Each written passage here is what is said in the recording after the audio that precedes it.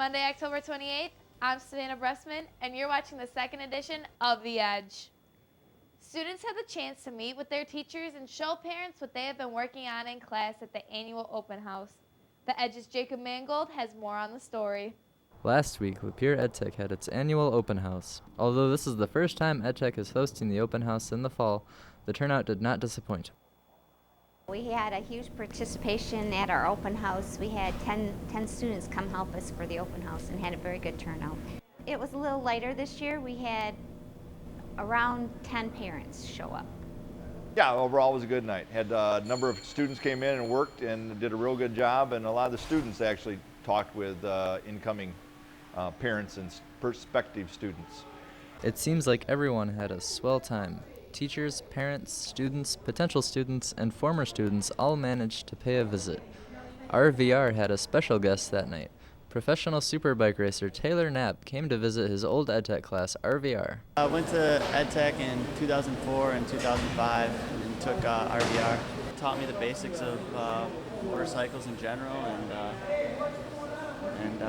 you know, I was racing before that, but it definitely helped me. This model KTM this year at Daytona went 197 on the straightaway, so that's like our fastest track that we go to. Other tracks got a little bit shorter straightaways, but yeah, 197 this year. This year's open house turned out spectacular. We're always looking forward for kids and parents that are interested in the programs that EdTech has to offer. Reporting for The Edge, I'm Jacob Mangold. Thanks, Jacob. I hope the teachers, students, and parents had a great time getting to know one another. Some students from the Digital Media Arts program headed to Lansing this past Monday. The students joined up with many other schools and programs at the MIPA Journalism Day. While in attendance, the kids got to attend different classes to help their knowledge in the field they love. While the DMA students were not in class, they got to explore Lansing by walking around town to find lunch. Hope you guys had a fun time and gained knowledge that you can share in the future. Public safety students had the opportunity to use real hoses last week on Friday, October 18th. The students were able to try hoses that sprayed out water and foam in order to gain experience for the real world. The foam will help put out vehicle fires. It looks like the students had lots of fun. We're learning how to properly handle hose and spray them, see different types and how they work. We had to throw in all this turnout gear, and we just had Attica Fire Department come out, really helpful with it. It is very fun. Coming up next, we take a look inside the annual Burnout Day, where we'll see tire marks, loud cars, and a whole lot of fun. Want to have a little scare this October? JoJo's Haunted Circus.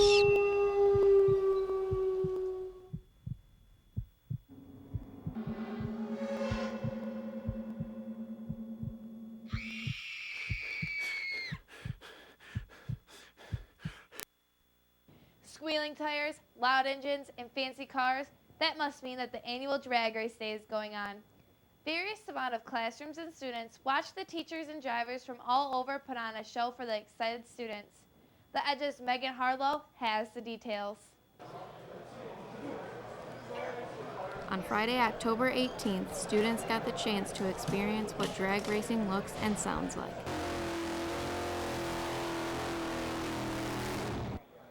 This event took place in the collision repair classroom, and the teacher, Mr. Thomas, even took a ride in one of the cars.